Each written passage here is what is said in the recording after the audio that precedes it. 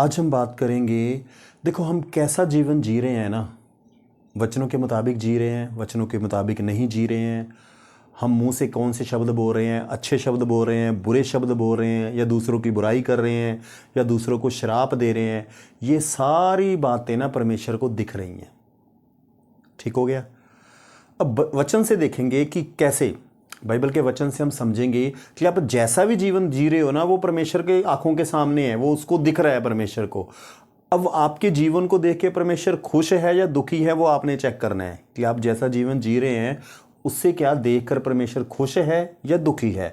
वचन से देखेंगे कि ये बात कैसे पॉसिबल होती है।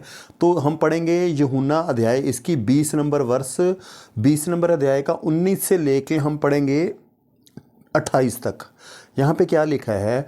उस दिन जो सप्ताह का पहला दिन था, संध्या के समय, जब वहाँ के द्वार जहाँ चेले थे यहूदियों के डर के मारे बंद थे, तब यीशु आया और उनके बीच में खड़ा होकर उनसे कहा, तुम्हें शांति मिले। अब यहाँ पे चेले बंद है जी, द्वार में, कमरे में बंद हैं। उनके बीच में प्रभु यीशु मसीह आ जाते हैं, और प्रभु यीशु मसीह आने के बाद उनको क्या बोलते हैं? उनके बीच में खड़े होते हैं कि और तुम्हें शांति मिले। यानी मरने के जी उठने के बाद चेलों से उन्होंने, प्रभु ने बात करी, और ये कहकर उसने अपना हाथ और अपना पंजर उनको दिखाए। तब चेले प्रभु को देखकर आनंदित हुए।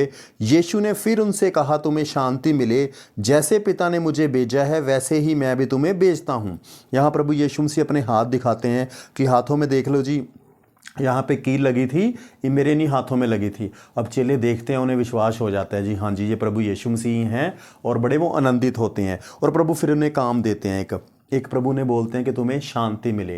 प्रभु ने शांति दे रहे हैं। देखो, वो स्थिति ऐसी थी कि वो डरे हुए थे।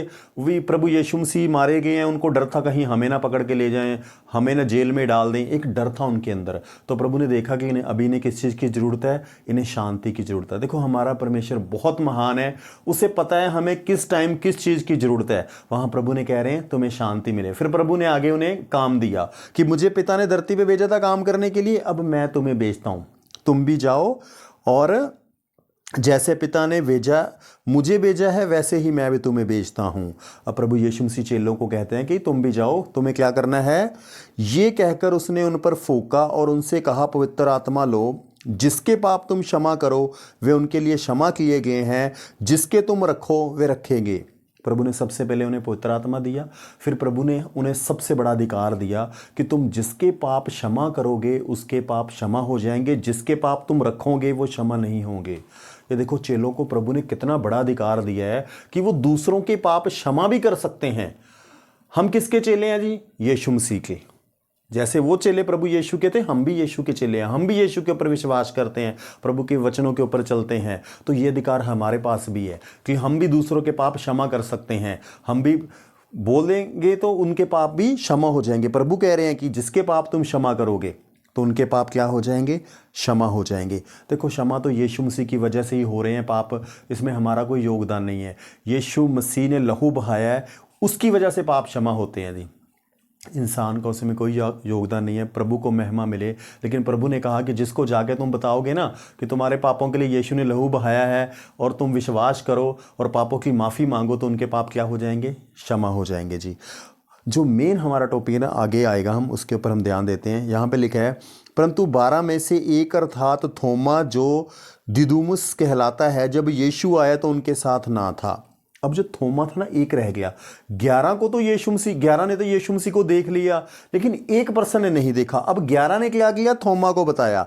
जब अन्य चेले उससे कहने लगे, हमने प्रभु को देखा है, तब उसने उनसे कहा, जब तक मैं उसके हाथों में कीलों के छेद ना देख लूं, और कीलों के छेदों में अपनी उंगली ना डाल लूं, और उसके पंजर में अपना हाथ ना डाल लूं, तब तक मैं विश्वास नहीं करूंगा।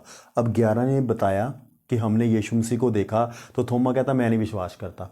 जब तक मैं प्रभु के हाथों को नहीं देख लेता, उसमें उंगल नहीं डाल लेता, पंजर में उंगल नहीं डाल लेता, मैं विश्वास नहीं करूंगा। अब आगे देखते हैं।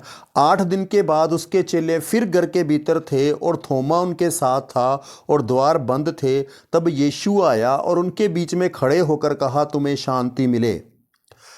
तब उसने थोमा से कहा, अपनी उंगली यहाँ लाकर मेरे हाथों को देख, और अपना हाथ लाकर मेरे पंजर में डाल, और अविश्वासी नहीं परंतु विश्वासी हो। अब यहाँ पे ना एक बात ध्यान देने वाली है, जब थोमा ने ये बात चेलों को बोली थी कि मैं तभी विश्वास करूंगा जब प्रभु यीशु मसीह के हाथों में मैं उंगल डाल लूंगा, उस सुराख को देख लूंगा, फिर मैं विश्वास करूंगा, क्या वहां पे यीशु मसीह थे? वहां यीशु मसीह नहीं थे।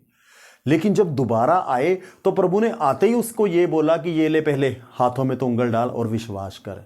यहां से हमें समझने वाली बात पता क्या है, हम जो भी शब्द बोल रहे हैं ना, वो प्रभु यीशु मसीह को दिखाई दे रहे हैं, परमेश्वर को दिखाई दे रहे हैं। हमारा जीवन परमेश्वर के सामने खुली किताब की तरह है जी। हम कुछ भी बोल रहे हैं, कुछ भी काम कर रहे हैं, परमेश्वर को सारा कुछ दिखाई दे रहा है।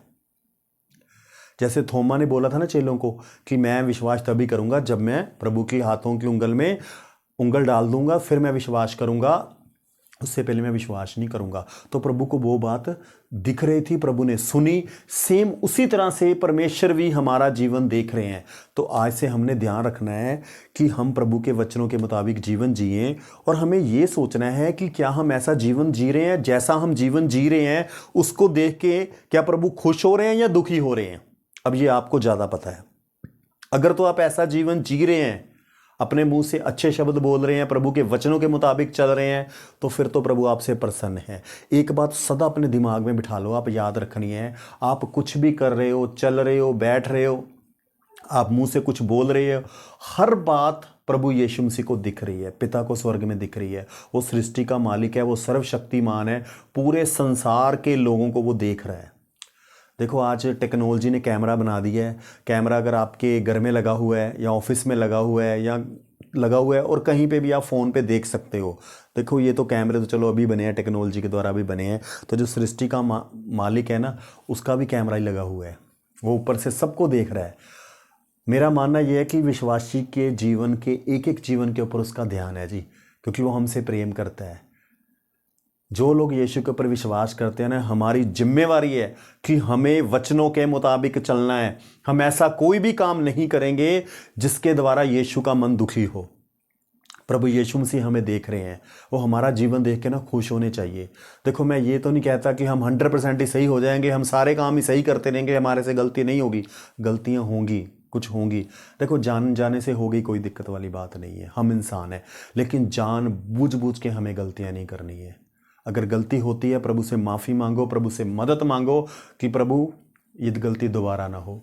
मैं अपने जीवन की बात करूं, मेरे से पहले बहुत गलतियां होती थी। जैसे जैसे मैं वचन पढ़ता गया, प्रभु के साथ मेरा रिश्ता मजबूत होता गया, धीरे धीरे धीरे धीरे धीरे धीरे गलतियां कम हो गई। आज की मैं बात करूं, मुझे बड़ी खुशी होती है जब मैं अपना जीवन देखता हूं, मेरे से गलतियां कम होती हैं। मैं ये नहीं कहता नहीं होती हैं, लेकिन कम होती है, पहले से बहुत कम हो गई है। तो आप भी ज़्यादा से ज़्यादा वचन पढ़िए और वचन के मुताबिक जीवन जिए। और इस बात को आपने याद रखना है कि यीशु मसीह सदा ही आपको देख रहे हैं, उसकी आंखें आपके ऊपर लगी हुई हैं। अब अगली बात यह है कि आपका जीवन देख के क्या प्रभु को खुशी हो रही है या दुख हो रहा है, इसका उत्तर आपके पास है। आज के लिए इतने काफ़ी है। प्रभु आपको बहुत आशीष दे। Thank you very much.